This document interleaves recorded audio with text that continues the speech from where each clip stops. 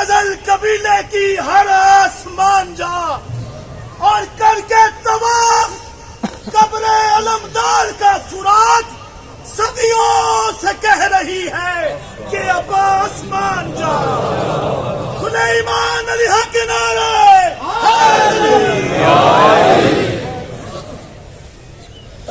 أعوذ بالله السميع العليم من الشيطان اللعين الرجيم.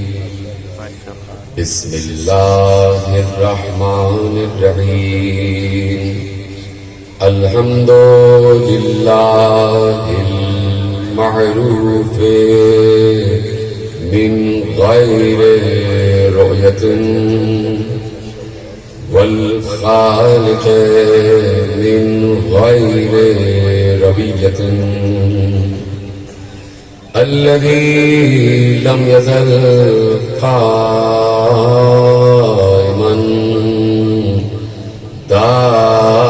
دائما إذ لا سماء ذات أبراج ولا ليل داج ولا بحر ساج ولا أرض ذات مهاد ولا خلق ذو اعتماد. والصلاة والسلام والتحية والإكرام على نبي الرحمة وخازن المغفرة وقائد الخير والبركة ومنقذ العباد من الهلكة سيدنا ومولانا ابو القاسم محمد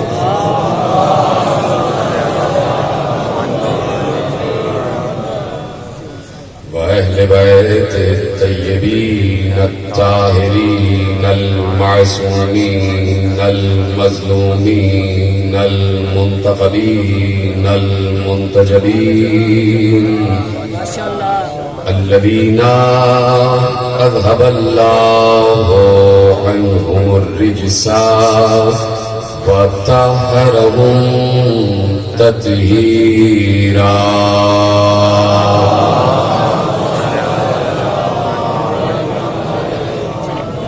أما بعد فقد قال الله سبحانه وتعالى في محكم كتابه المجيد وفرقانه الحميد وقوله الحق. بسم الله الرحمن الرحيم. سبحان الذي أسرى بعبده ليلا من المسجد الحرام إلى المسجد الأقصى. صلوات پڑھیں محمد وعلى محمد.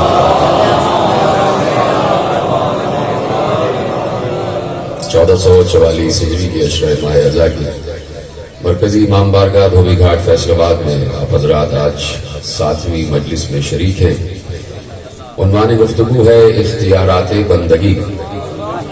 اور پروردگار عالم بندگی کو اور عبودیت کو بہت پسند کرتا ہے.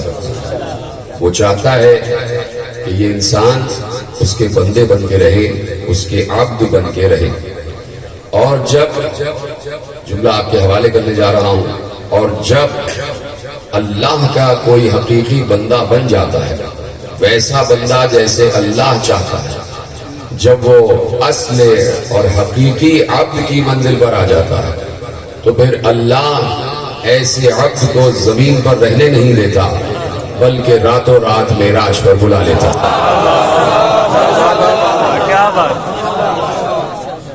اور معراج بھی عبد کو ہوتی ہے, معراج بھی عبد کو ہوتی ہے.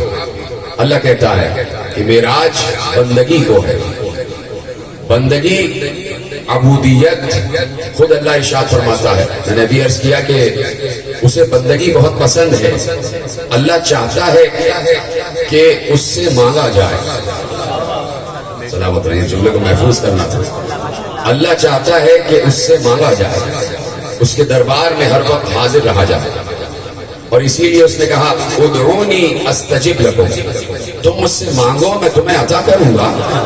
میں بیٹھا ہوا ہوں انتظار میں، کوئی ہے مجھ سے مانگنے والا، کوئی ہے مجھ سے دعا کرنے والا. ادعونی استجب لکم، ادعونی استجب لکم، مجھ سے دعا مانگو میں تمہاری دعاؤں کا جواب دیتا ہوں. اور پھر آگے ارشاد فرماتا ہے کہ ان الذین یستکبرون عن عبادتی سیدخلون جہنم داخرین. سورہ غافر میں ارشاد فرما رہا ہے کہ مجھ سے دعا مانگو، مجھے پکارو، میں تمہاری پکار کا جواب دوں گا.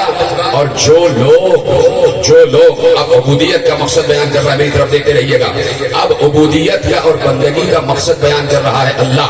وہ کہہ رہا ہے جو لوگ، اور بات سمجھنے کی ہے قرآن کی آیت، اور میں ذرا سا تجزیہ آپ کے حوالے کروں گا تاکہ میں اپنے تھیسس کو آپ تک پہنچا سکوں. کہ اللہ کہہ رہا ہے کہ عبودیت کا مقصد کیا ہے. جو لوگ میری عبادتوں کے بعد غرور کرتے ہیں، میں ایسے نمازیوں کو ان کی نماز کے ساتھ جہنم میں پھینک دوں گا. سلامت رہے آپ نے جملہ محفوظ کیے، میں شکر گزار ہوں آپ کا. ان الذین یستکبرون عن عبادتی سیدخلون جہنم داخرین. جس نے بھی میری عبادت پر غرور کیا میں اسے جہنم میں پھینک دوں گا. آپ سوچیں، عبادت تو جنت کے لیے ہوتی ہے، عبادت تو جنت کے لیے ہو رہی ہے، اور اللہ کہہ رہا ہے کہ میں عبادت کرنے والے مغرورین کو، متکبرین کو جہنم میں بھیج دوں گا. یعنی عبادت ہوتی ہے خضوع و خشوع کے لیے، عبادت ہوتی ہے عاجزی کے لیے، عبادت ہوتی ہے انکساری کے لیے. اگر کوئی نماز پڑھنے کے بعد باہر آ کر غرور کر رہا ہے تو گویا اس نے نماز پڑھی ہی نہیں.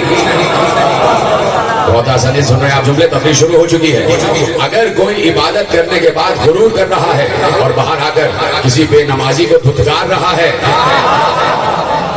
کہ تو نماز نہیں پڑھتا، تو میرے قریب سے ہٹ جا، تو میرے پاس بیٹھنے کے قابل ہی نہیں ہے، یہ تکبرانہ انداز ہے. اور تکبر اللہ کو پسند نہیں ہے، اس لیے کہ تکبر اس کی صفت ہے. اگر کوئی ملا تکبر کر رہا ہے تو علی کا تو بعد میں کہنا، تو اللہ کے قریب پہنچ کے اللہ میں شامل ہونے کی کوشش کر رہا ہے.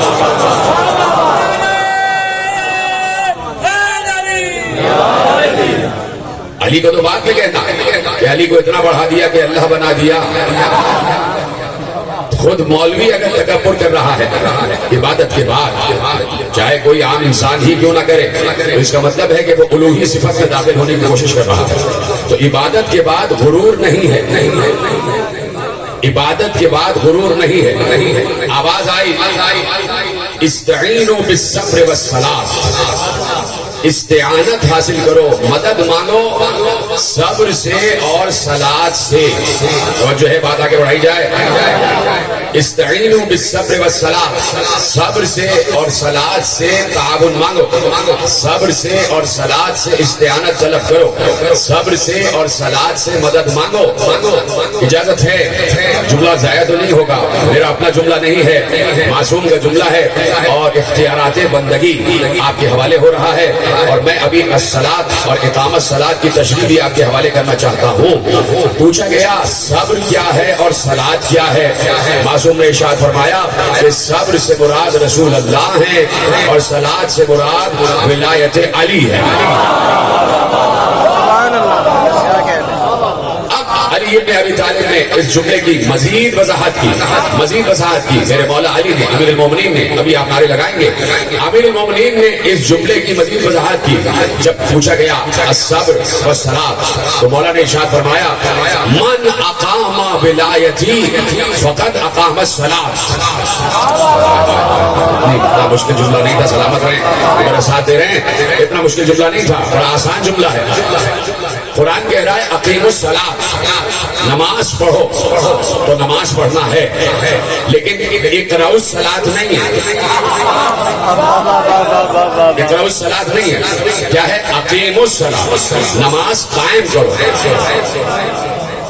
کیا مشکل بات ہو گئی؟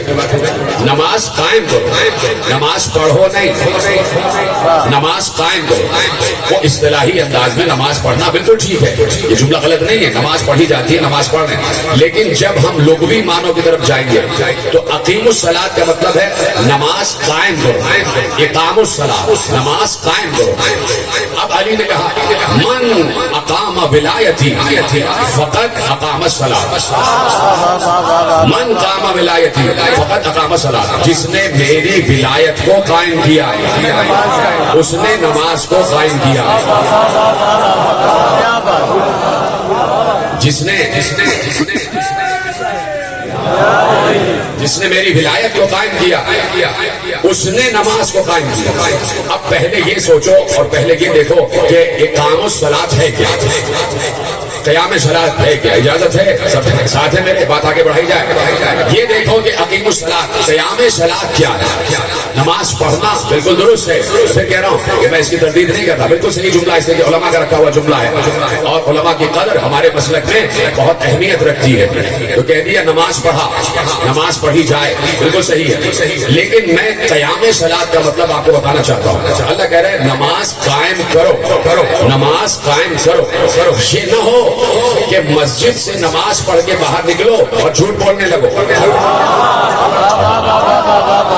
مسجد سے نماز پڑھ کے باہر نکلو اور ذخیرہ اندوزی شروع کر دو، مسجد سے نماز پڑھ کے باہر نکلو اور سازش شروع کر دو، مسجد سے نماز پڑھ کے باہر نکلو کسی کے قتل و غارت گری کی پلاننگ شروع کر دو، مسجد سے نماز پڑھ کے باہر نکلو تو جھوٹ کی پریکٹس شروع کر دو، مسجد سے نماز پڑھ کے باہر نکلو تو دوسروں کو دھتکارنا شروع کر دو، مسجد سے نماز پڑھ کے باہر نکلو تو معاشرے میں افراتفری پھیلانے لگ جاؤ، مسجد سے نماز پڑھ کے باہر نکلو تو تشدد کا رویہ عام کر دو۔ یہ نہیں ہے، مسجد سے نماز پڑھ کے باہر نکلو تو جھوٹ نہیں بولنا، مسجد سے نماز پڑھ کے باہر نکلو تو منصوبہ سازی نہیں کرنا ہے، مسجد سے نماز پڑھ کے باہر نکلو تو تشدد نہیں کرنا ہے، مسجد سے نماز پڑھ کے باہر نکلو تو ظلم نہیں کرنا ہے۔ کیوں نہیں کرنا؟ پوچھنا چاہتا ہوں کہ کیا جس وقت نماز پڑھ رہے ہوتے ہو تو کیا جھوٹ بول رہے ہوتے ہو؟ جس وقت نماز پڑھ رہے ہوتے ہو تو کیا تشدد کر رہے ہوتے ہو؟ نہیں۔ جس وقت نماز پڑھ رہے ہوتے ہو تو کیا ذخیرہ اندوزی کر رہے ہوتے ہو؟ نہیں۔ جس وقت نماز پڑھ رہے ہوتے ہو تو کیا ظلم کر رہے ہوتے ہو؟ نہیں۔ تو کہا جیسے، کاش کے جملہ پہنچ جائے، تو کہا جیسے نماز کی کیفیت میں رہو ویسے ہر کیفیت میں رہو، ادھر رہے، سلامت رہے آپ۔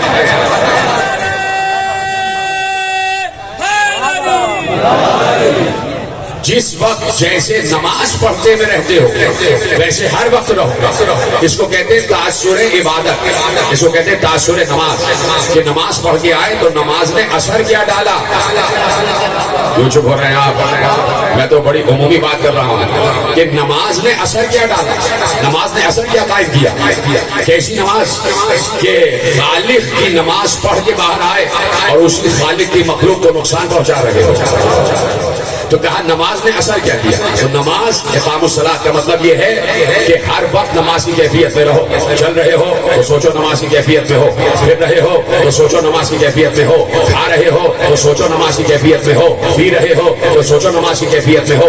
جب نماز کی کیفیت میں ہر وقت اپنے کو تصور کرو گے تو نہ جھوٹ بولو گے، نہ حرام کھاؤ گے، نہ تشدد کرو گے، نہ ظلم کرو گے، نہ منصوبہ سازی کرو گے، نہ ذخیرہ اندوزی کرو گے، نہ معاشرے میں دیگر بری پھیلاؤ گے، اس لیے کہ ہر وقت اپنے آپ کو رب کی بارگاہ میں محسوس کرو گے، اور جو ہر وقت اپنے آپ کو رب کی بارگاہ میں محسوس کرتا ہے وہ اللہ کے خوف کی منزل پر آ جاتا ہے کہ اللہ مجھے دیکھ رہا ہے۔ جب یہ دیکھنے کی کیفیت میں آ جاتا ہے کہ اللہ مجھے دیکھ رہا ہے تو اللہ کے سامنے کوئی جھوٹ بولنے کی ہمت نہیں کر سکتا، اللہ کے سامنے کوئی تشدد کی ہمت نہیں کر سکتا، اللہ کے سامنے کوئی ظلم کرنے کی ہمت نہیں کر سکتا۔ یہ جو آج ظلم ہو رہا ہے، یہ جو آج تشدد ہو رہا ہے، یہ جو آج جھوٹ بولا جا رہا ہے، یہ جو آج ناحق قتل و غارت گری ہو رہی ہے، یہ جو ایک دوسرے کو مٹانے کی تمام سفارشات ہو رہی ہیں، یہ صرف اور صرف اس لیے ہے کہ نماز تو پڑھ رہا ہے لیکن نماز کے سامنے تصور خدا نہیں ہے۔ سلامت رہے، پیچھے والے حضرات میرے ساتھ ہیں۔ دوران نماز تصور خدا نہیں. ابھی جملے آگے بڑھانا ہے اور مجھے تشریح کرنا ہے میرے مولا کے اس جملے کی. دوران نماز تصور خدا نہیں ہے. بعض لوگ تو دوران نماز پوری جنگ کی پلاننگ کر لیا کرتے تھے. تو اللہ کہہ رہا ہے کہ خضوع و خشوع قائم ہونا چاہیے. خضوع اور خشوع قائم ہونا چاہیے. جب آپ انگریزی کا ترجمہ پڑھیں گے قرآن کا تو جہاں خضوع و خشوع لکھا ہوا ہے تو خضوع و خشوع یعنی خشیت، خضوع یعنی کنسنٹریشن. اور جب خشوع کی منزل آتی ہے تو انگریزی میں جان بوجھ کے لفظ استعمال کر رہا ہوں تاکہ جملہ آپ تک پہنچ جائے. اس کا ترجمہ ہے ٹو ہیومیلیٹ یور سیلف، اپنے آپ کو ذلیل کرو اللہ کے سامنے. بھائی جس نے جملہ محفوظ کیا اس کو بڑا سلام. اپنی تذلیل کرو اللہ کے سامنے، اپنی ذلت کے ساتھ اللہ کے بارگاہ میں کھڑے ہو جاؤ. خبردار اگر کوئی صاحب منصب ہے تو جیسے سب نماز پڑھنا ہے ویسے وہ بھی نماز پڑھے. ابھی حج کی کیفیت آپ نے دیکھی ہے، سب ایک لباس میں ہیں. اس کو کہتے ہیں ایک ہی صف میں کھڑے ہو گئے محمود و ایاز. نہ کوئی بندہ رہا اور نہ کوئی بندہ نواز. دو لباسوں میں سب ہیں. اگر کوئی صدر مملکت بھی ہے تب بھی دو لباس میں ہے، اور اگر کوئی چپراسی بھی ہے تب بھی دو لباس میں ہے. حج کی کیفیت بتاتی ہے کہ اللہ کے سامنے سب برابر ہیں. کیا سن رہے ہیں میرے عزیزوں؟ اختیارات بندگی میرا عنوان ہے. حج کا مارکا بتاتا ہے کہ اللہ کے سامنے سب برابر ایک جیسے ہوگا. اسی طریقے سے نماز بھی ہے.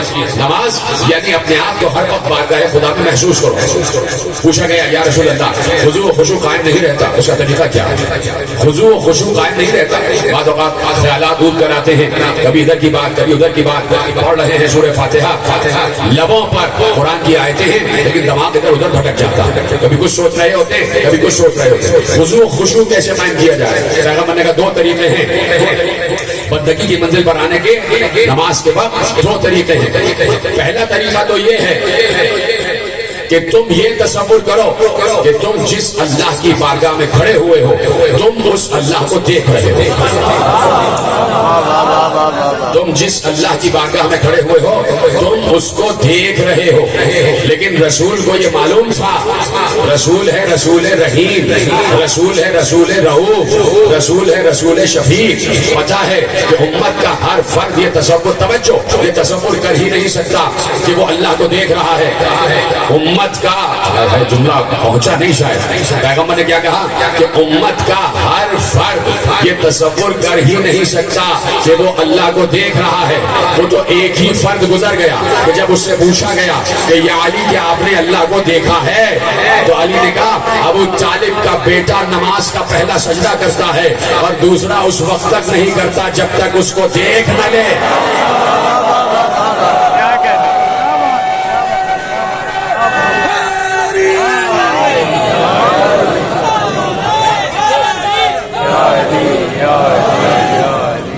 میں ایسے رب کی عبادت ہی نہیں کرتا جس کو دیکھتا نہ ہو.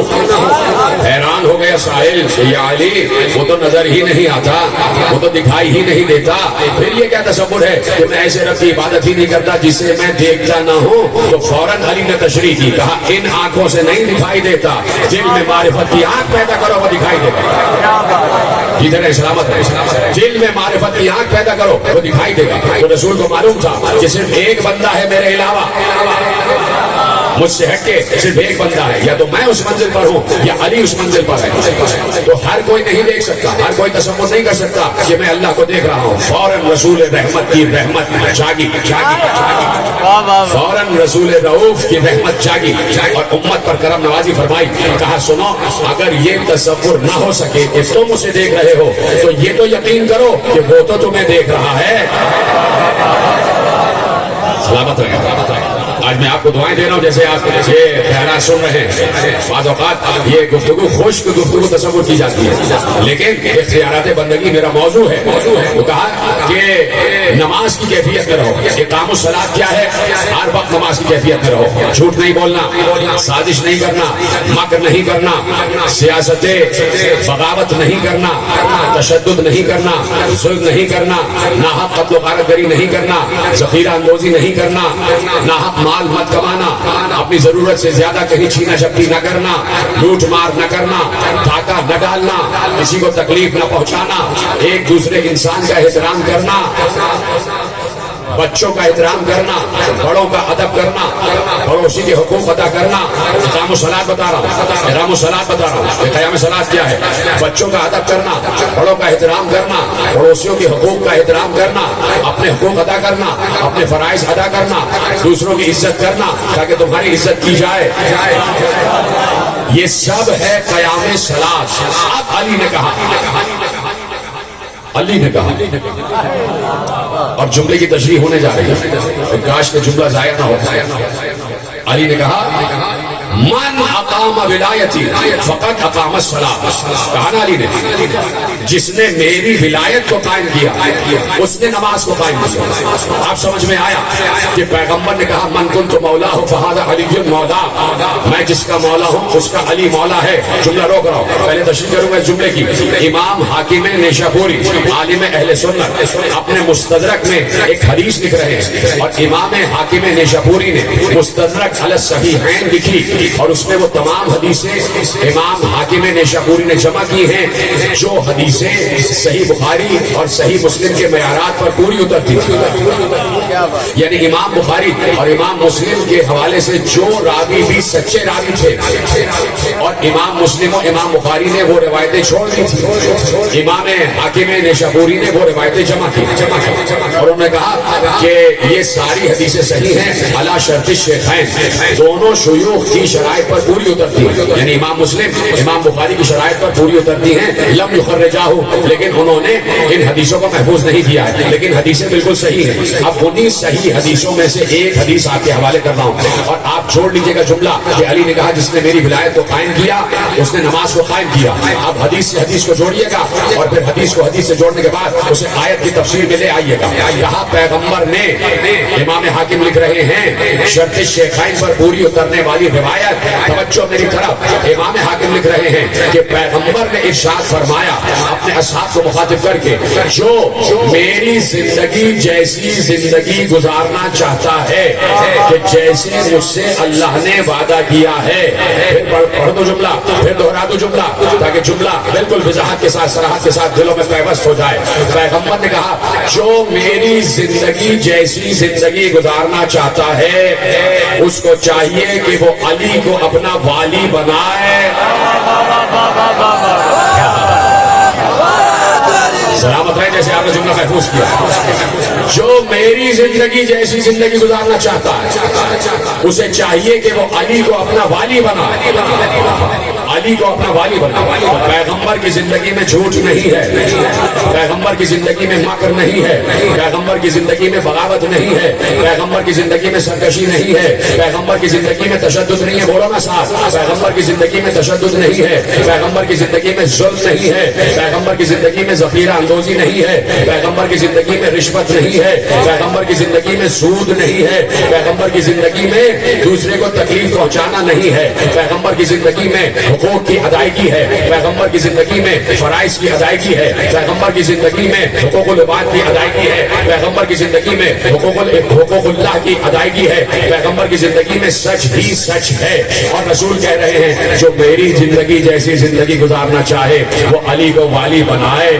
اس لیے پیغمبر نے کہا من کنت مولا ہو فہذا علی مولا، میں جس کا والی ہوں اس کا والی علی ہے. اب علی نے کہا جس نے میری ولایت کو قائم کیا اس نے نماز کو قائم کیا. یعنی اگر علی ولایت کی منزل پر ہو، علی تخت ولایت پر بیٹھا ہو تو اس کی نگاہ ایسی ہے کہ علی کو اپنے سامنے پاتے ہوئے کوئی جھوٹ نہیں بولے گا، کوئی تشدد نہیں کرے گا، کوئی قتل نہیں کرے گا.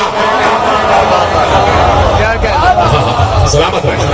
علی کو اپنے سامنے تخت حکومت پر پاتے ہوئے کوئی تشدد نہیں کرے گا، کوئی ظلم نہیں کرے گا، کوئی جھوٹ نہیں بولے گا، سب حقوق اللہ کی ادائیگی کریں گے، سب حقوق العباد کی ادائیگی کریں گے. اسے کہتے ہیں قیام ولایت. پنکھے کی آواز نہیں، کچھ اور ہے، اتنی دیر سے پنکھا چل رہا ہے. صلوات پڑھیں محمد و آل محمد. صلی علی محمد و آل محمد.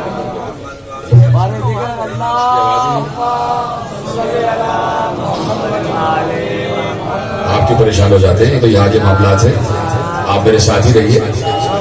اس لیے کہ جب میں موضوع اختیار کرتا ہوں تو چاہتا ہوں موضوع کے ایک ایک جز پر بات کی جائے، ایک ایک گوشے پر بات کی جائے. اسی کو موضوع کہتے ہیں. یہ تو نام لوں موضوع کا اور بات کروں غیر موضوع تو موضوع کا حق تو ادا نہیں ہوتا. تو ہیں میرے ساتھ سب کے سب بیٹھے ہوئے ہیں. تو اس کو کہتے ہیں قیام ولایت. اور ولی ہوتا ہے اللہ کا حجت، اور ولی اپنے دور کا سب سے بڑا بندہ ہوتا ہے.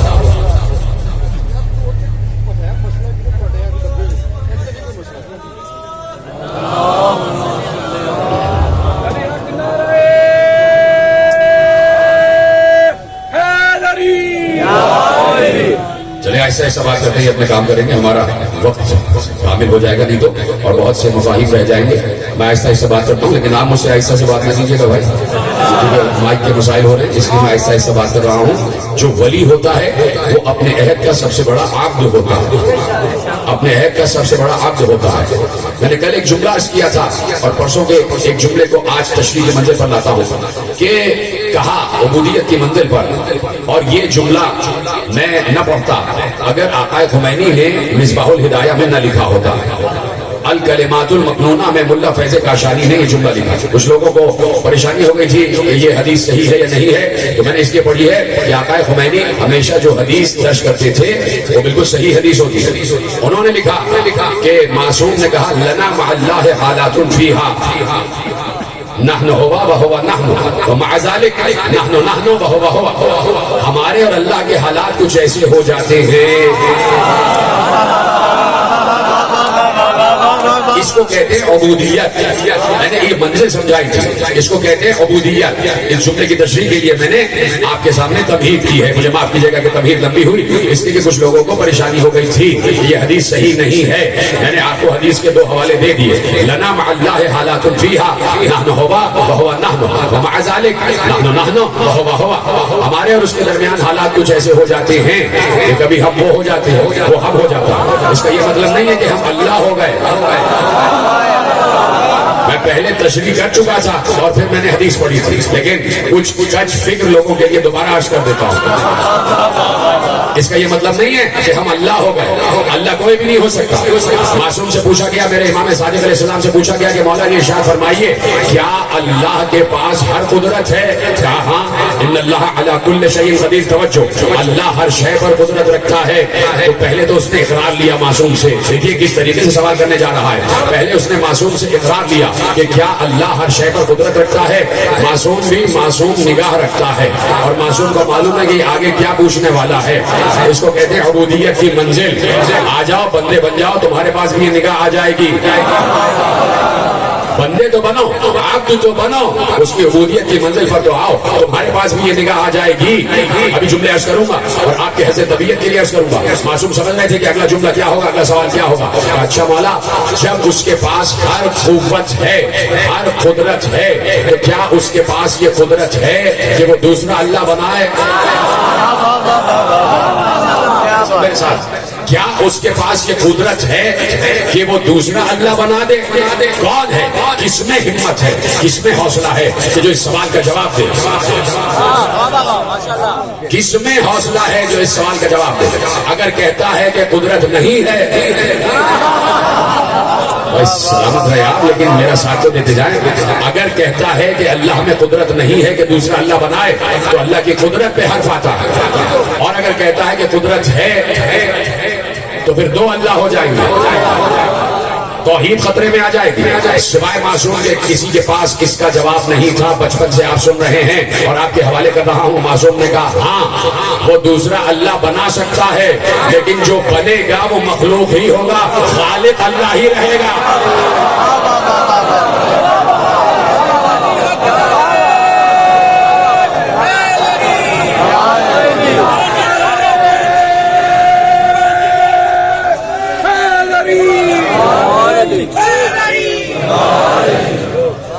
جو بنے گا وہ مخلوق ہوگا، خالق بہرطور اللہ رہے گا۔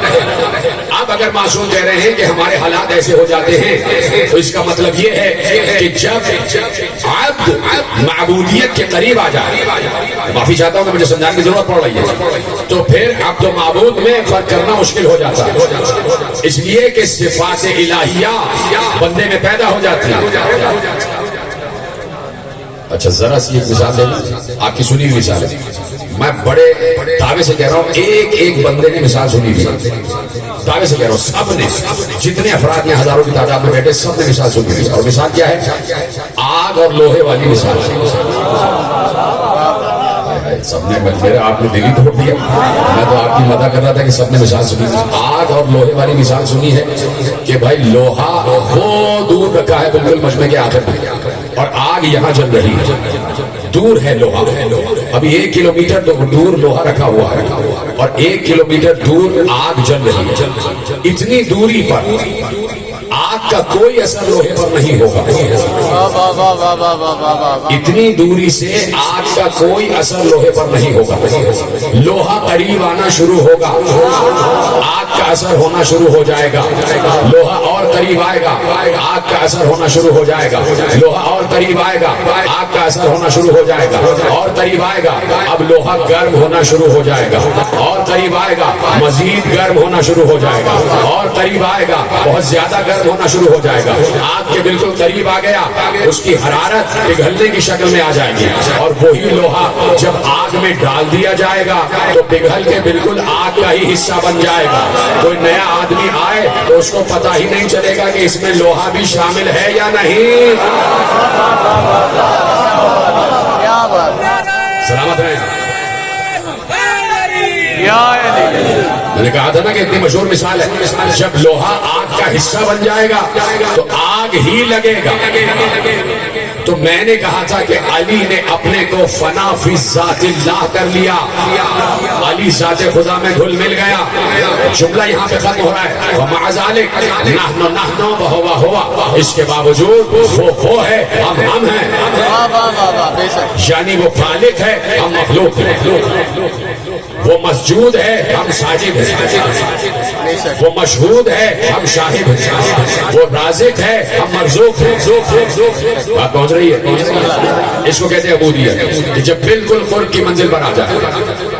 پتہ نہیں جملہ پڑھوں یا نہ پڑھوں، میں نے کیا کہا تھا کہ ابھی تشریح کی منزل پر لاؤں، ایک جملہ کہا تھا کہ عبودیت کی منزل پر آ جاؤ، تم بندے بن جاؤ، تم اس کی اطاعت کا حق ادا کرو، تمہیں بھی اللہ اختیار دے دے گا، تم بھی قرب خدا کی منزل پر آ جاؤ۔ چونکہ تم نہیں کر پا رہے تو جو کر چکے ہیں ان پر اعتراض کر رہے ہیں۔ سلامت رہے۔ چونکہ آپ نہیں کر پا رہے تو جو ایسا کر چکے ہیں ان پر اعتراض کر رہے ہو۔ میں سوچ رہا ہوں پڑھوں یا نہ پڑھوں، معلوم نہیں پڑھوں یا نہ پڑھوں، لیکن چونکہ کتاب میں لکھا ہوا ہے۔ یہ غزل ہے شہباز قلندر کی جو میں پڑھنے جا رہا ہوں۔ غزل میں شہباز نے کہا، شہباز ایک بندہ ہے نا بھائی، کوئی معصوم تو نہیں ہے، کوئی وہ والا ولی تو نہیں ہے جو ولایت تکوینی کا حامل تھا، کوئی نبی تو نہیں ہے، کوئی امام تو نہیں ہے، کوئی وسیع تو نہیں ہے، کوئی رسول تو نہیں ہے، عام سا بندہ ہے شہباز قلندر، لیکن عبودیت کی منزل پر آیا، قیام صلاۃ کیا، قیام صلاۃ کیا۔ شہباز قلندر کا کوئی سجدہ مس نہیں ہوتا تھا، کوئی نماز ترک نہیں ہوتی تھی، روزے دار تھے، نماز گزار تھے، حج گزار تھے، تقویٰ اور پرہیزگاری یافتہ تھے، پڑھے لکھے تھے، عالم تھے۔ جو آج ان کا تصور بنایا گیا بالکل غلط ہے۔ شہباز قلندر بڑے صاف ستھرے رہتے تھے، بال ان کے دھلے ہوئے رہتے تھے، لباس پاکیزہ رہتا تھا، لباس سے خوشبو آتی تھی، بات کرتے تھے تو بڑے ملائم لہجے میں بات کرتے تھے، بڑے لطیف لہجے میں بات کرتے تھے، لوگ اٹریکٹ ہوتے تھے، لوگ کشش کی منزل پر آتے تھے۔ پڑھا لکھا انسان تھا، تعلیم یافتہ انسان تھا، کئی کتابیں بھی لکھی جو اس دور کے مدرسوں میں پڑھائی جا رہی ہیں۔ یہ جو شاعری کے علم اوزان ہے اس پر پوری کتاب شہباز قلندر کی تھی، ان کی زمانے میں لکھا ہوا ہے، اب وہ کتاب ناپید ہے، وہ ہم کیا کریں، لیکن بات میں لکھی ہوئی ہے کہ وہ بڑے پڑھے لکھے انسان سے، کئی کتابوں کے مصنف تھے، نمازی تھے، روزے دار تھے، حج گزار تھے، زکات دینے والے تھے، جہاد کرنے والے تھے، حقوق اللہ حقوق العباد کرنے والے تھے. ہاں یہ ہے کہ وہ نماز پڑھتے نہیں تھے، نماز کو قائم کیا ہوا تھا. صرف نماز پڑھتے نہیں تھے، نماز پڑھتے بھی تھے اور نماز کو قائم بھی کیا ہوا تھا. یعنی جھوٹ نہیں بولتے تھے، مکر نہیں کرتے تھے، سیاست نہیں کرتے تھے، دغا نہیں کرتے تھے، بے وفائی نہیں کرتے تھے، بغاوت نہیں کرتے تھے، سرکشی نہیں کرتے تھے، دغا نہیں کرتے تھے، ذخیرہ اندوزی نہیں کرتے تھے، تشدد نہیں کرتے تھے، ظلم نہیں کرتے تھے. اور کئی بات عبودیت کی اس منزل پر آ جاؤ تو پھر تم بھی وہ کہو گے جو شہباز نے کہا. کیا کہا؟ کہتا ہے شہباز لا مکاؤنا، شہباز لا مکاؤنا، بیرون سے کون مکانا، مسجود انس و جانا، مطلب تو آشیانا. شہباز کہتا ہے کہ اس منزل عبودیت پر جب انسان آ جاتا ہے، کہتا ہے میں کسی چھوٹی موٹی جگہ کا شہباز نہیں ہوں، میں لامکان کا شہباز ہوں. شہبوز لا مکانا، میں لامکان کا شہباز ہوں. بیرون سے کون مکان، اور یہ کون و مقام مجھ سے بہت پرے ہیں، میں ان سے بہت دور جا چکا ہوں. بندے تو بنو نا. میں نے پہلے کہہ دیا شہباز کوئی معصوم نہیں ہے، کوئی ولی نہیں ہے، کوئی امام نہیں ہے، کوئی رسول نہیں ہے، کوئی نبی نہیں ہے، کوئی وسیع نہیں ہے، بندہ ہے، بندہ ہے، بندہ. اور اب وہ کہتا ہے شہبوز لا مکانا، بیرون سے کون مکانا، میں لا مکان کا شہباز ہوں. کون مکان سے بہت دور جا چکا ہوں، کون مکان سے بہت پرے جا چکا ہوں، کون مکان میرے لیے کچھ بھی نہیں ہے. کیوں؟ مسجود انس و جانا. اسی منزل کے لیے میں رکا ہوں کہ تشریح کروں یا نہ کروں. مسجود انس و جانا، مسجود انس و جانا. کیا مثال دوں میں آپ کو؟ مثال سوچ رہا ہوں کیا مثال دوں. مثلا کعبہ ہے، کعبہ ہے، چلو پھر کعبے کو بھی چھوڑ دیں. جسد آدم ہے، جسد آدم رکھا ہوا ہے. جب تک جسد آدم رہا، صرف جسم رہا، اس کو سجدے کا حکم نہیں تھا.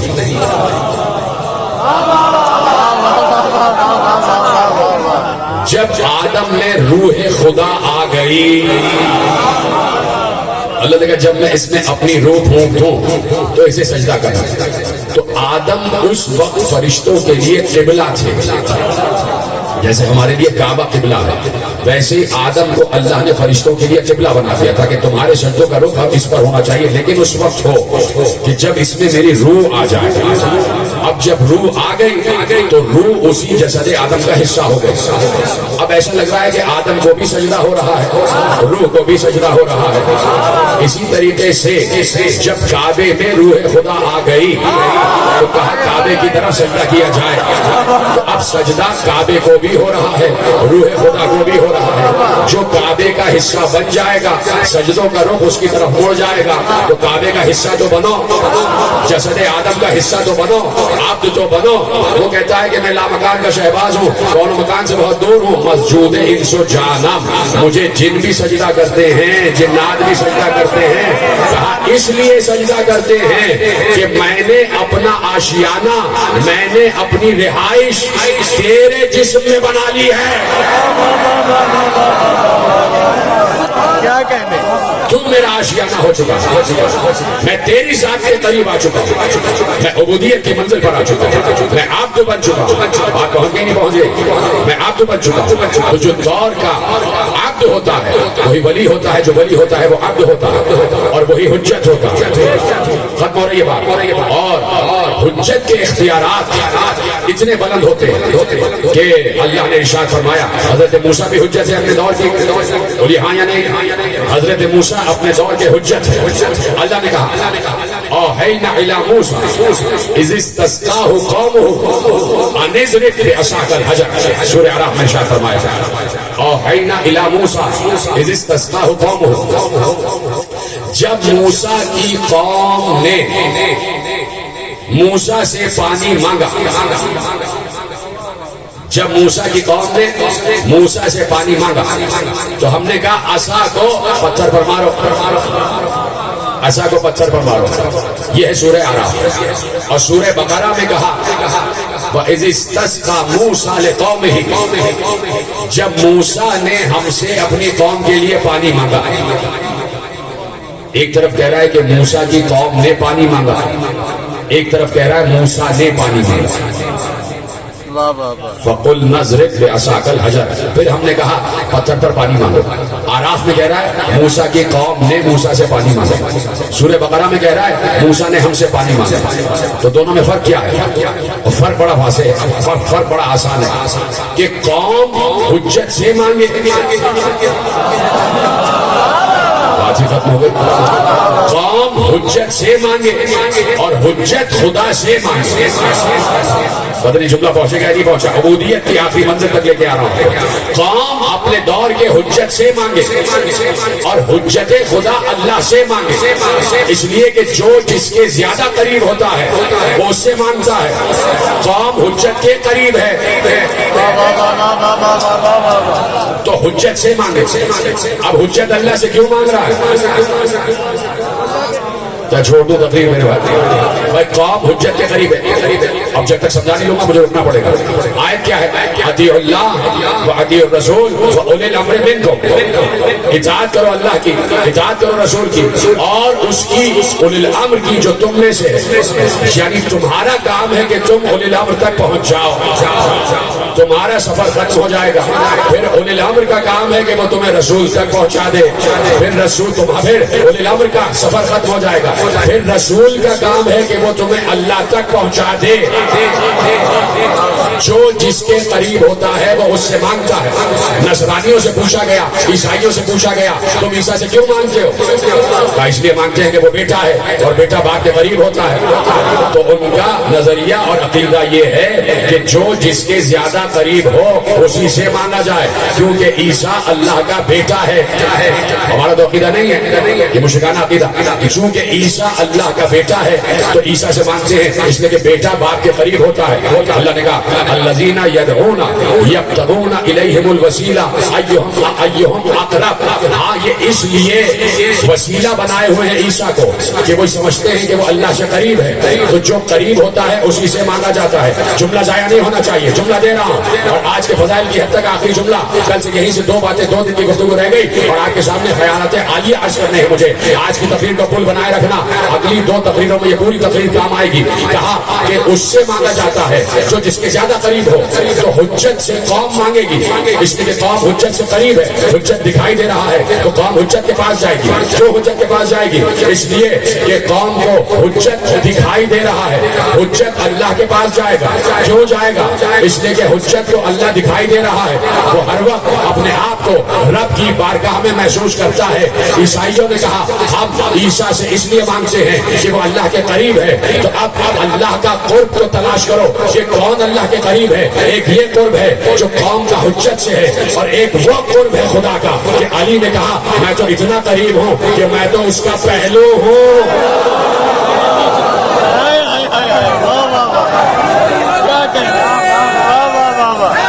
مل کے بولے سارے.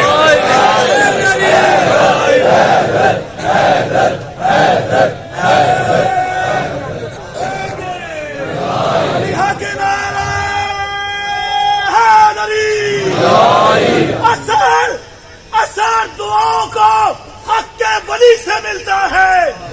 وقار لفظوں کو حرف جلی سے ملتا ہے. وہ شرک کہہ تو رہا ہے اسے خبر ہی نہیں.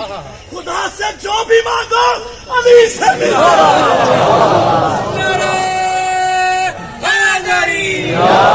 توجہ فرمائیے. ہم نے بہت کے جملے آپ تک کہ جو جس سے زیادہ قریب ہوتا ہے اسی سے مانگا جاتا ہے.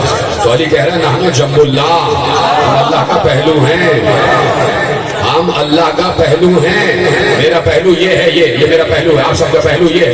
یہ 2 پہلو ہیں. آپ میں سے بہت سے لوگ ایسے بیٹھے ہوئے ہیں کہ جو باپ اور بیٹا بیٹھا ہے. باپ اور بیٹا برابر برابر بیٹھا ہے. بیٹا پہلو میں بیٹھا ہے، پہلو ہے نہیں. سلامت رہے آپ. شاید جملہ پہنچ گیا.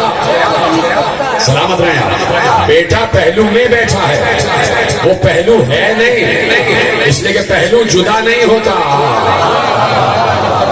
سلامت رہے. یہی ہے فیصلہ باد کا مجمع کہ مجھے زیادہ سمجھانے کی ضرورت نہیں پڑتی. پہلو جدا نہیں ہوتا, پہلو میں بیٹھا ہوا جدا ہوتا, چاہے بیٹھا ہو چاہے لیٹا ہو.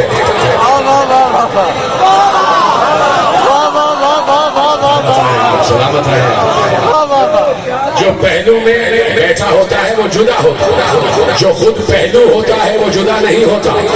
علی نے کہا نحنو جم اللہ, ہم اللہ کا پہلو ہیں, اس سے جدا نہیں ہیں. اسی لیے جب ہم سے مانگو گے ہم اس سے مانگیں گے فوراً عطا ہو جائے گا. کیا کہنا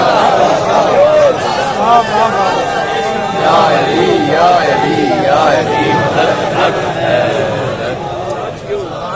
سلامت رہیں. خدا آپ کو سلامت رکھے, آپ کو ہر نظر بد سے محفوظ فرمائے. جیسے آپ نے سنا اور فیصلہ آباد کی فضا اسی طرح سازگار رہے. شیعہ سنی بیٹھے میں سب کے سب ذکر علی سن رہے ہیں, سب کے سب ذکر اہل بیت سن رہے ہیں, سب کے سب ذکر حسین سن رہے ہیں. نحن جب اللہ, ہم اللہ کا پہلو ہیں.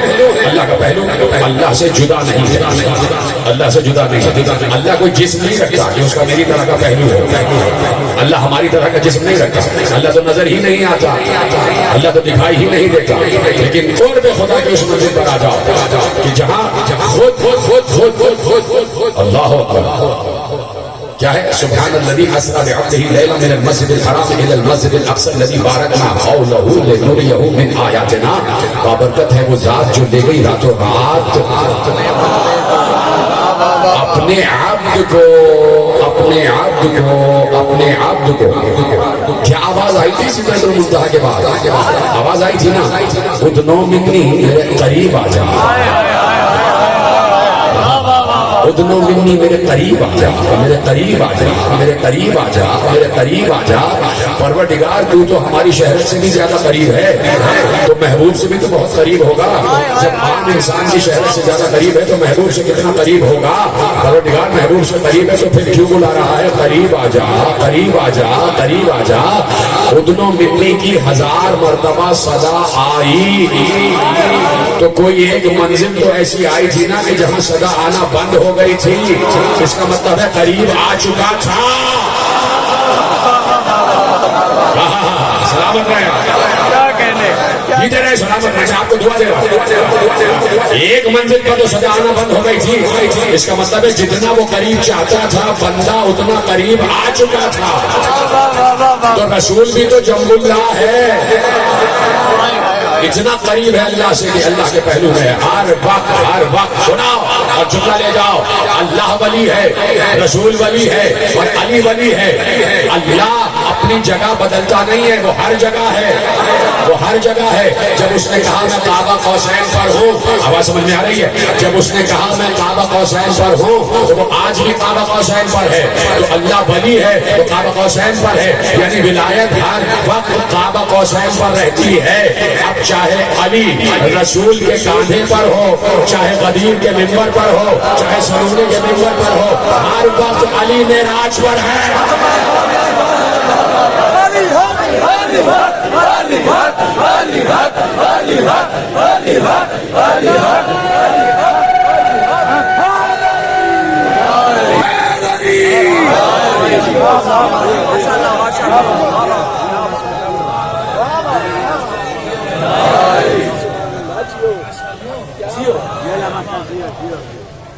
سلامت ہے.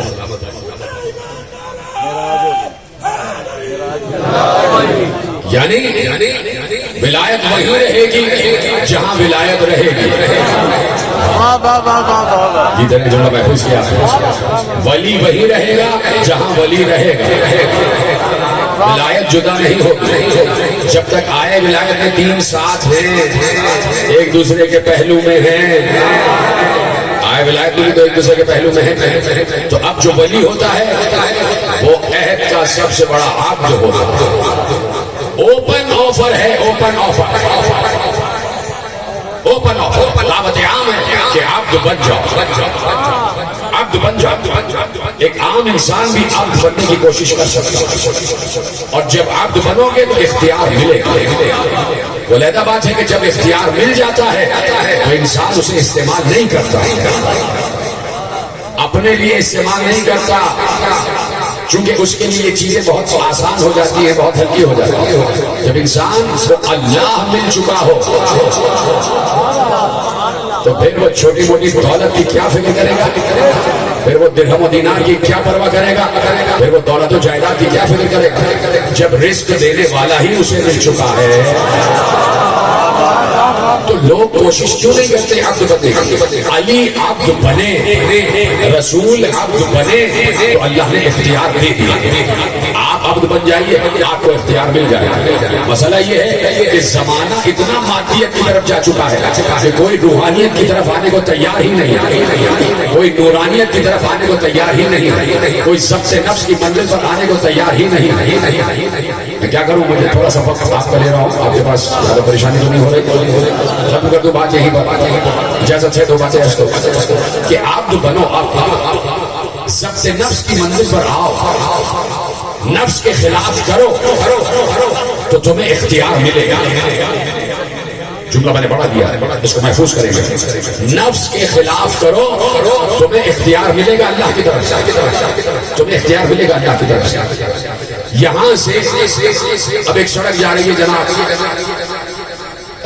ساہیوال کی طرف، تو ساہیوال کی طرف جو راستہ جا رہا ہے وہ سمندری کی طرف سے ہوتا ہوا جائے گا۔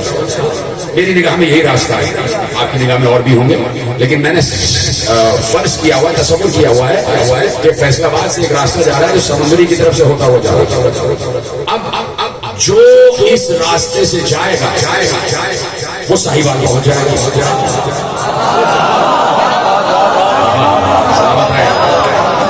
فیصل آباد سے ساہیوال کی طرف ایک راستہ جا رہا ہے جو سمندری کی طرف سے ہوتا ہوا جا رہا ہے۔ اب جو بھی اس راستے سے جائے گا وہ اپنی منزل ساہیوال پر پہنچ جائے گا۔ اللہ یہ نہیں دیکھے گا کہ اس راستے سے صرف مسلمان ہی جائے گا تو منزل پہ پہنچے گا۔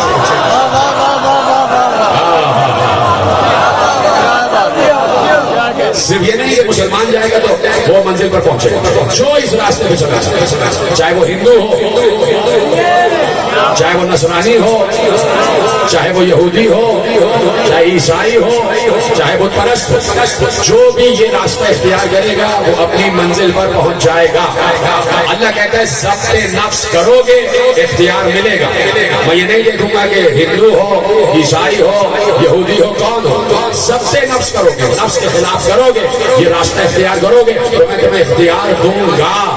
علی بیٹھے ہوئے تھے، علی نے کہا سلونی سلونی قبل ان تفتدونی، میرا علم ایسا ہے کہ جو مشرقین و مغربین پر چھایا ہوا ہے، جو زمین سے آسمان تک کی خبریں رکھتا ہے۔ ایک یہودی کھڑا ہوا اور اس یہودی نے کہا کہ آپ کا اور میرا علم برابر ہے، آپ کا اور میرا علم برابر ہے۔ علی مسکرا دیے، ارے علی کے چہرے پہ مسکراہٹ نہیں آ رہی تھی، اس کا چہرہ ہے علی کا چہرہ۔ علی مسکرائے، علی کسی ملا کا نام نہیں ہے کہ غصے میں آ جائے، علی مولا ہے، علی عالم ہے، عالم کبھی سوال کے بعد غصے میں نہیں آتا، علی مولا ہے۔ علی مسکرائے، کہا اچھا تمہارا دعویٰ یہ ہے کہ جو میرا علم ہے وہ تمہارا علم ہے؟ کہا ہاں میں بھی وہی علم رکھتا ہوں جو آپ رکھتے ہیں۔ علی نے کہا ٹھیک ہے۔ علی نے ایسے ہاتھ یوں گھمایا،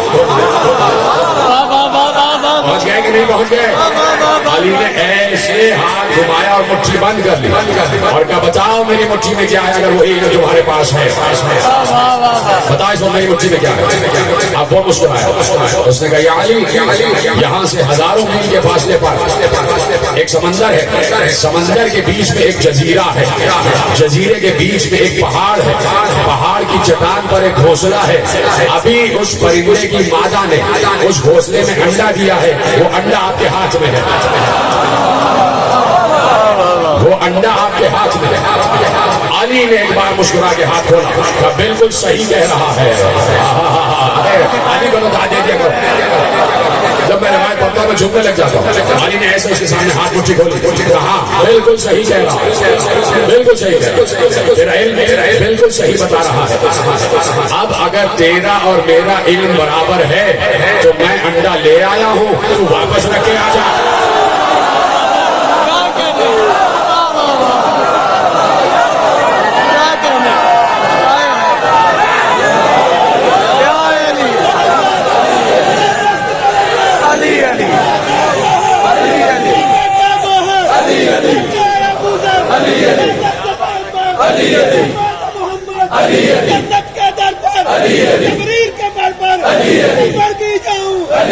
قبر کے اندر علی علی علی جنت کے قرآن کل ایمان چاہے مردان شیر گلدان فرش پہ دیکھو فرش پہ دیکھو ممبر پر دیکھو بستر پر دیکھو تم علم میں دیکھو تم عزم میں دیکھو تم پدم میں دیکھو قبر کو اکھاڑا اور حق کو بچاڑا اسلام تمہارا نبیوں نے پکارا محمد کا سہارا علموں کی جہت میں انوں کی محب میں رہنی کی لچک میں بجلی کی کڑک میں یا تیری امامت یا تیری خلافت کعبے میں ولادت مسجد میں شہادت رکوع میں سخاوت پردے میں نیابت میرا ایک وسیلہ میرا ایک وظیفہ شام پکارو کام پکارو سر پہ ملیں گے جام چلیں گے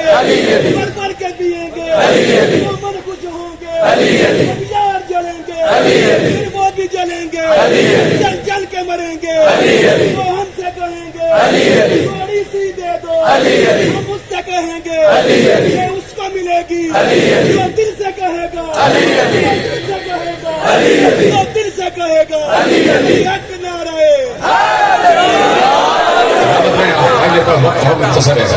اور یہ بات سلامت رہیں آپ. کہا کہ اچھا میرا اور میرا علم برابر ہے جو میں جو انڈا لے آیا ہوں تو واپس رکھ کے آ جا. وہ بھی ایماندار تھا. گردن جھکا کے کہتا ہے اب میرا یہ علم نہیں ہے میں واپس نہیں رکھ سکتا. ہمیں واپس نہیں رکھ سکتا. علی نے کہا کہ جو کچھ بھی تو نے بتایا بالکل صحیح بتایا. یہ علم بھی کسی کے پاس نہیں ہے کہ علی کسی چیز کو چھپا کے لے آئے اور کوئی اس تک پہنچ جائے.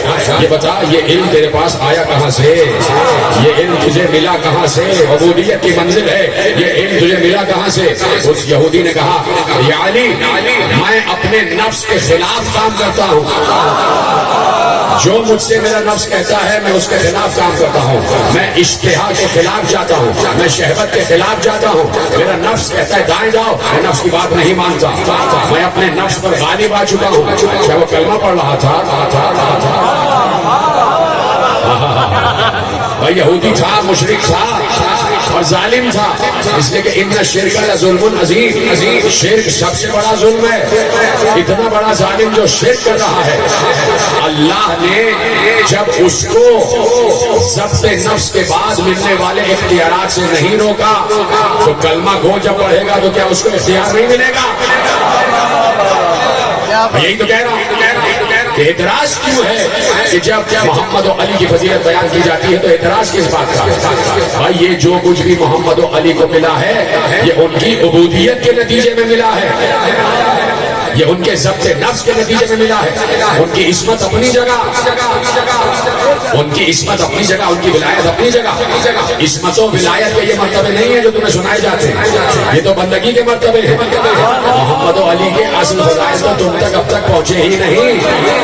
جس تک پہنچے تھے وہ خاموش رہا, اس کا نام ہے سلمان.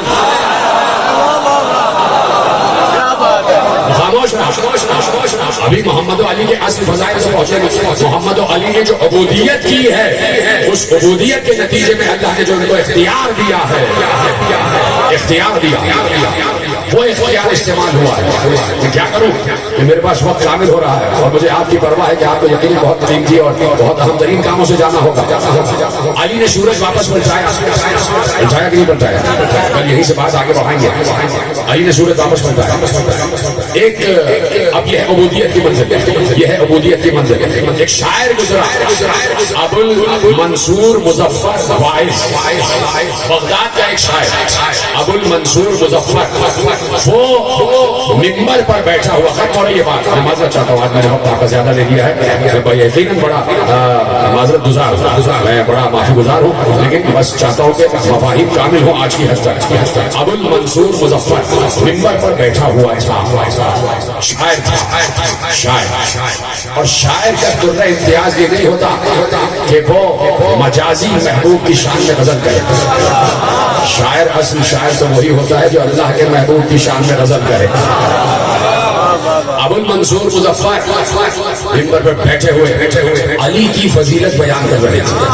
آل محمد کی فضیلت بیان کر رہے ہیں. منبر پر بیٹھا ہوا جھوم رہا تھا, جھوم جھوم کر فضائل علی بیان کر رہا تھا, جھوم جھوم کر فضائل علی بیان کر رہا تھا. سورج مغرب کی طرف سفر کر رہا تھا, ابھی ڈوبا نہیں تھا, ابھی ڈوبا نہیں تھا. ایک بار بادل آئے اور اتنے گہرے بادل آئے کہ ان بادلوں نے سورج کو چھپا لیا. ان بادلوں نے سورج کو چھپا لیا, اندھیرا چھا گیا. اتنے گہرے بادل تھے, سورج چھپ گیا اور اندھیرا چھا گیا. ایسا لگ رہا تھا کہ سورج ڈوب گیا اور مغرب ہو گئے. ایسا لگ رہا تھا سورج ڈوب گیا اور مغرب ہو گئے. اس کو کہتے ہیں عبودیت.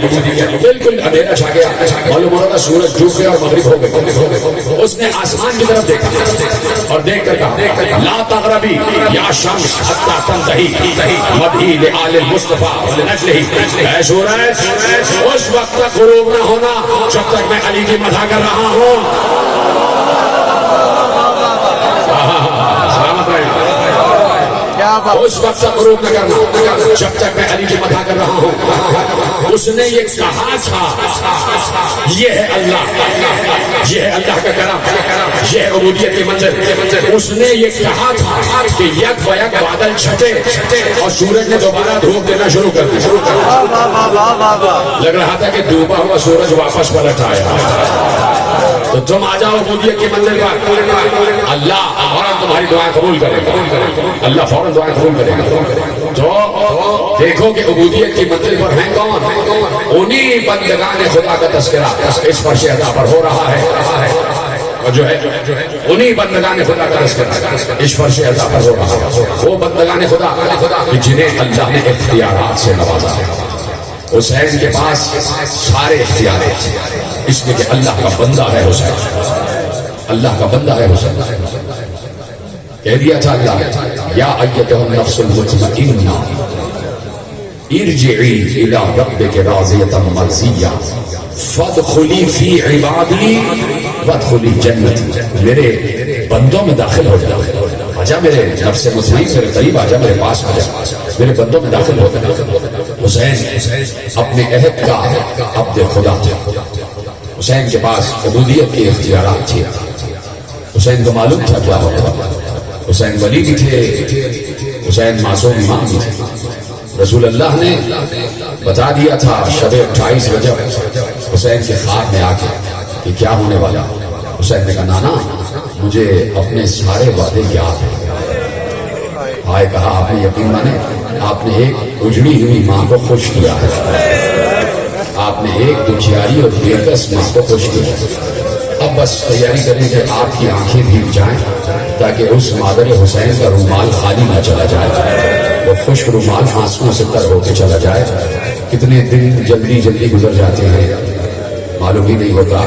آج 7 محرم آ گئی, آج حسین کے بچوں پر پانی بند ہو گیا, آج فرات پر پہرے بچھا دیے گئے. اب بچے پیاس پیاس پیاس الاتش الاتش. جو پانی بس انداز تھا وہ بھی شام تک ختم ہو گیا. بچے پیاسے ہیں, بچے پیاسے ہیں. اور صرف بچوں میں محمد باقر ہی تھوڑی ہیں, بچوں میں صرف سکینہ ہی تھوڑی ہیں, بچوں میں علی اصغر بھی ہے. 6 مہینے کا علی اصغر کر بیان کر چکا. سب بچے پیاسے, آل محمد بھی پیاسے, لیکن اس کے باوجود حسین جیسے عبد کا ساتھ دینے کے لیے تیار ہے کہ حسین عبد خدا ہے اور خدا کے لیے کام کر رہا ہے. حسین کربلا میں عبودیت کی منزل پر ہے اور سب کو معلوم ہے. اسی لیے شب عاشور جتنے لوگ رہ گئے, جو بھی حسین کی نصرت کے لیے رہ گئے, جب حسین سے نصرت کا عہد کر لیا تو حسین نے ایک بار کہا آسمانوں کی طرف دیکھو. جب سب نے آسمان کو دیکھا حسین نے اشارہ کیا آسمان کے پردے ہٹے. کہا حبیب وہ تمہارا قصر ہے, زہیر وہ تمہارا محل ہے, مسلم ابن اوسجہ وہ تمہارا گھر ہے. سب کو جنت میں ان کے مقامات دکھا. یہ ہے حسین جیسا عبد, اس کو کہتے ہیں اختیارات بندگی. یہ تو باہر والے تھے, گھر والوں کو کیا عطا ہوا ہے یہ گھر والے ہی جانتے ہیں, گھر والے ہی جانتے ہیں. فہرست لکھوا رہے تھے شہداء کی, حسین شہداء کی فہرست لکھوا رہے تھے. شب عاشور آئی اور حسین نے فہرست لکھوائی, کون کون شہیدوں میں شامل ہوگا, کون کون کل جنگ کرے گا, سب کے نام لکھوا رہے تھے. قاسم برابر میں بیٹھے ہوئے تھے, इंतजार कर रहे थे मेरा नाम कब लिखा जाएगा, मेरा नाम कब लिखा जाएगा। कहा कि चचा मेरा नाम अब तक नहीं लिखा गया। हुसैन ने मुस्कुराकर कासिम को देखा, कासिम बेटा मेरे करीब आओ। कासिम करीब आ गए, हुसैन ने सीने से लगा लिया। हुसैन जब भी कासिम को सीने से लगाते थे मालूम होता था जैसे हसन को सीने से लगा दिया। भैया हसन सीने से लग गए, कासिम मेरे करीब आ जाओ, सीने से लगो, सीने से लग गए। क्या बेटा, मुँह चूम कर कहा, बेटा तुम्हारी नजर में मौत है क्या, तुम्हारी नजर में मौत का जायका क्या है। सुनेंगे, कासिम ने कहा चचा अगर आपकी नुसरत में मौत आ जाए तो मेरी निगाह में मौत शहद से ज्यादा शीरीन है। बल मौत अहला मिनल असल, हाँ शहद से ज्यादा शीरीन। कासिम ने बताया कि हुज्जत खुदा की मोहब्बत में अगर मौत आ जाए तो मौत मीठी हो जाती है, मौत का जायका शीरीन हो जाता है। एक बार कहा कासिम सिर्फ तुम्हारा ही नाम नहीं बल्कि अली असगर का नाम भी है, शुहदा में अली असगर का नाम भी है। कासिम ने घबरा के चचा के चेहरे को देखा, कासिम की आंखें खुल गई। कहा चचा क्या फौजे अशकिया खेमों तक आ जाएगी। गुस्से में आ गए, जलाल में आ गए कासिम। ये है जलाल हसनी, ये है जलाल मुजतबी जो कासिम के चेहरे से बयां हो रहा था। चचा क्या फौजे अशकिया खेमों तक आ जाएगी, इसलिए अली असगर तो खेमों में रहेंगे। हुसैन ने चीख कर और रो कर कहा नहीं फौज खेमों तक नहीं आएगी कासिम, मैं अली असगर को लेकर जाऊंगा, मैं अली असगर को लेकर जाऊंगा। और तीर शोभा से अली असगर जख्मी हो जाएगा। यह है कासिम। कासिम अपनी माँ का बड़ा अरमानों भरा बेटा था। माँ ने इतना हसीन है ना, हसन मुश्तबा का बेटा है कासिम। लिखा यह है इतने हसीन से, इतने हसीन से, इतने नाजुक जिन थी, खुदा के लिए जुमला रो कर महफूज करना लिखा हुआ है कासिम के सराफे में। इतनी नाजुक जिन थी जनाब कासिम की कि जब पानी पीते थे तो गले से उतरता हुआ नजर आता था। इतने हसीन थे कासिम, हसन मुश्तबा के हुस्न का मुरक्का थे कासिम, इतने हसीन। और जब हसीन बच्चा होता है, बस पर्दा मेरी माँ बहनें बैठी हैं, मैं उनके दिल की बात करने जा रहा हूँ। जब हसीन बच्चा होता है और माँ देखती है मेरा बच्चा हसीन तर होता जा रहा है, फौरन उसके दिल में अरमान आता है इसके लिए इस जैसी ही दुल्हन लेकर आऊंगा, चांद जैसी दुल्हन लाऊं। फिर जनाबे उम्मे फरवा रोज नया कुर्ता बनाती थी, नए कपड़े बना के पहना के देखती थी कासिम इस लिबास में कैसे लगेगा। क्या देरिया कर रहे हैं आप, मैं देख रहा हूँ कि आप इन्हीं बातों पर रो रहे हैं। यही मुझे फख्र है जब मुझे जैसे इतने अदना जाकिर को फख्र हो सकता है तो मादर हुसैन भी तो फख्र कर रही होगी कि मेरे बेटे पर, मेरे लाल पर रोने वाले कैसे रो रहे हैं। इन्होंने करबला देखी नहीं है, ये करबला सुन के रो रहे हैं। अगर इन्होंने देखा होता तो ये अपने आप को पीट डाल चुके होते, अपनी जानों को खत्म कर चुके होते। ये आपका खासा है कि बीबी ज़हरा आपको दुआएं दे रही होती हैं। कासिम को रोज नया कुर्ता पहनाती थी, सिर्फ ये देखती थी कि इस कपड़े में मेरा लाल कैसा लगेगा, इस कुर्ते में मेरा लाल कैसा लगेगा। चल बड़ा काफिला, चल बड़ा काफिला। कासिम 4 बरस के थे, 4 बरस के, जिस वक्त हसन मुश्तबा के जनाजे में तीर लगे। एक 4 बरस के बच्चे के लिए हसास जुमला है, समझ जाना क्या कह रहा हूँ। एक 4 बरस के बच्चे के लिए बाप का लाशा देखना बड़ी कड़ी मंजिल है, और वो भी इस आलम में कि बाप के लाशे पर तीर लगे हुए हों। इस मंजिल से 2 ही बच्चे गुजरे हैं। एक 4 बरस का कासिम है जिसने बाप के लाशे पर तीर देखे हैं, और एक 4 बरस की सकीना है जिसने तीरों पर बाबा का लाशा देखा है, जिसने तीरों पर बाबा का लाशा देखा है। यह है इस घराने का मकसूम, यह है इस घराने की बच्चों की किस्मत। कि कासिम ने देखा मेरे बाबा का जनाजा घर में वापस आ गया है। क्या गुजरी होगी इस 4 बरस के बच्चे पर, यह बच्चा ही जानता है। कि जब देखा होगा कि बाबा जब गए थे तो बाबा का कफन सफेद था, जब बाबा का लाशा वापस आया है तो कफन सुर्ख हो चुका था।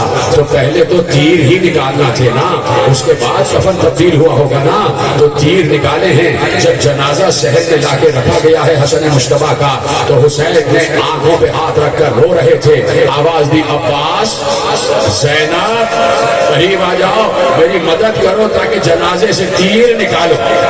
جنازے سے تیر نکالو. حسین تیر نکال رہے تھے.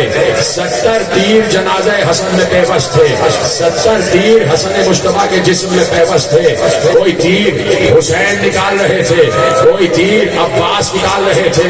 زینب بھی آگے بڑھی, بھیا مجھے بھی خدمت کا موقع چاہیے. کوئی تیر زینب نکال رہی تھی. جب بچہ گھر کے بڑوں کو کوئی کام کرتا دیکھتا ہے تو چاہتا ہے اس کام میں شامل ہو جائے. ارے کیا سن رہے ہو؟ قاسم نے دیکھا میرے بابا کے جنازے سے میرے بزرگ تیر نکال رہے ہیں. بچہ آہستہ آہستہ آگے بڑھا, اس نے ایک تیر پر ہاتھ رکھا. حسین نے دیکھا بے اختیار آگے بڑھے, قاسم کو سینے سے لگایا. قاسم ابھی تیرا چچا زندہ ہے, قاسم ابھی تیرا چچا زندہ ہے. قاسم کے سر پر ہاتھ رکھا, قاسم کے رخسار کو چوما. قاسم اپنے کو یتیم نہ سمجھنا, قاسم میں تیرا باپ ہوں. قاسم آغوش حسین میں پرورش پا رہے تھے. ماں روز نیا کرتا بنا کے بدلواتی تھی تاکہ دیکھیں یہ کرتا قاسم پر کیسے لگ رہا ہے, یہ امامہ قاسم پر کیسے لگ رہا ہے, یہ ابا قاسم پر کیسے لگ رہی ہے. جب قافلہ 28 رجب کو چلا ہے, ماں نے سارے لباس ساتھ رکھ لیے.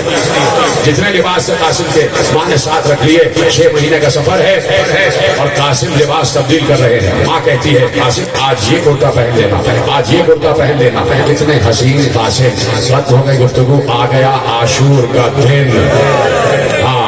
اس جملے پہ ہائے کرنا بنتا تھا, ضروری تھا جو آپ نے ہائے کیا ہے. آ گیا عاشور کا دن, آ گیا قربانیوں کا دن, آ گیا شہادتوں کا دن, آ گیا عبد خدا کی معراج کا دن.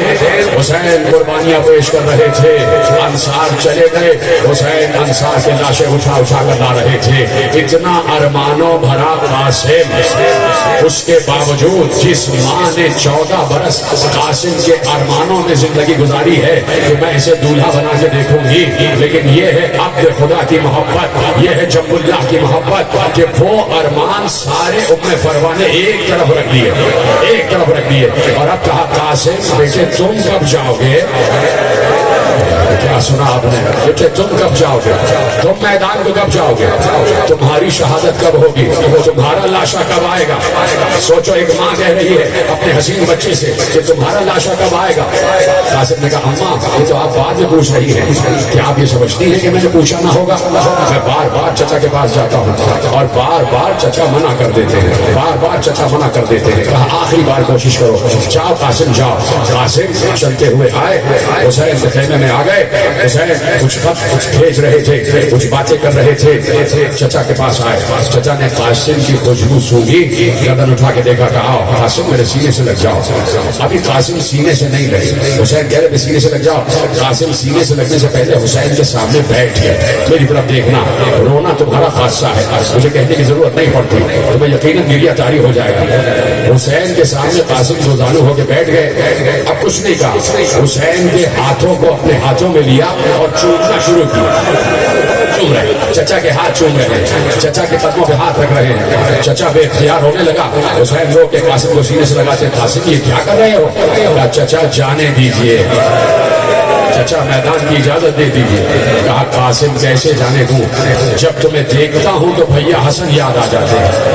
تم میرے بھیا حسن کی یادگار ہو, تم میرے بھائی حسن کی, میرے امام کی یادگار ہو. قاسم تمہیں جانے نہیں دے سکتا. تمہاری ماں پر کیا گزرے گی؟ قاسم اٹھے, آہستہ آہستہ قدموں سے چلتے ہوئے ماں کے خیمے میں آ گئے. اب ماں اجازت نہیں مل رہی, اب ماں بڑی مصیبت آ گئی. یہ میرے لیے مصیبت کا دن ہے کہ مجھے اجازت نہیں مل رہی. ختم ہو گئی گفتگو. جیسے ہی ام فروا نے لفظ مصیبت سنا, فوراً ام فروا کے چہرے پر سرخی آ گئی. کہا قاسم میرے قریب آؤ. قاسم قریب آئے. کہا قاسم ذرا آستین کو تو الٹو. قاسم نے آستین الٹی. قاسم کے بازو پر ایک تعویذ بنا ہوا تھا. کہا قاسم اس تعویذ کو کھولو, اس لیے کہ یہ تعویذ تمہارے بابا نے وقت شہادت لکھا تھا اور کہا تھا ام فروا جب زندگی میں بڑی مصیبت آ جائے, ماتا جب زندگی میں بڑی مصیبت آ جائے تو یہ تعویذ کھول لینا, اس میں مصیبت کا حل موجود ہوگا. لاؤ قاسم تعویذ لاؤ. تعویذ کھولا گیا. اب جو تعویذ کو کھولا اس میں ایک تحریر لکھی ہوئی تھی. ام فروا نے تحریر پڑھی. کہا قاسم مل گئی اجازت. قاسم مل گئی اجازت، آپ قاسم میرے ساتھ چلو۔ ایک ہاتھ میں تعویذ ہے، ایک ہاتھ میں قاسم کا ہاتھ ہے۔ بی بی ام فرما حسین کے خیمے میں آئیں، خیمے میں آئیں۔ جیسے ہی بھاوج کو دیکھا، جیسے ہی بھابھی کو دیکھا، حسین احترام میں کھڑے ہو گئے کہ حسن مصطفیٰ کی زوجہ ہے، کیا بھابھی کیوں آئی ہے، بھابھی کس لیے آئی ہے، حکم فرمائے۔ کہا آپ امام وقت ہیں، میں کیا حکم دوں، حکم آپ کا چلے گا، میں کچھ کہنا نہیں چاہتی۔ یہ تحریر پڑھ لیجئے، اس تحریر کو آپ پہچانتے ہوں گے۔ اے امام وقت، حسین نے تحریر لی، تحریر کو دیکھا، سمجھ گئے میرے بھائی کی لکھائی ہے۔ پہلے ماتھے پہ رکھا، آنکھوں سے لگایا، دہن سے چوما، اب جو تحریر کو پڑھا حسین چیخ مار کے روئے، اس لیے کہ لکھا ہوا تھا یہ خط ہے امام وقت حسن ابن علی کا، اپنے دور کے امام حسین کے نام۔ اے حسین، جب قربانیوں کا وقت آئے تو قاسم کو میری طرف سے ماتا جب قربانیوں کا وقت آئے تو قاسم کو میری طرف سے قربان کر دینا۔ حسین چیخ مار کے روئے اور کہا قاسم کیا سفارش لے آئے، کیا سفارش لے آئے، مولا مجھے قوت دے تاکہ میں آپ کی جملہ پڑھنے کے قابل ہو سکوں۔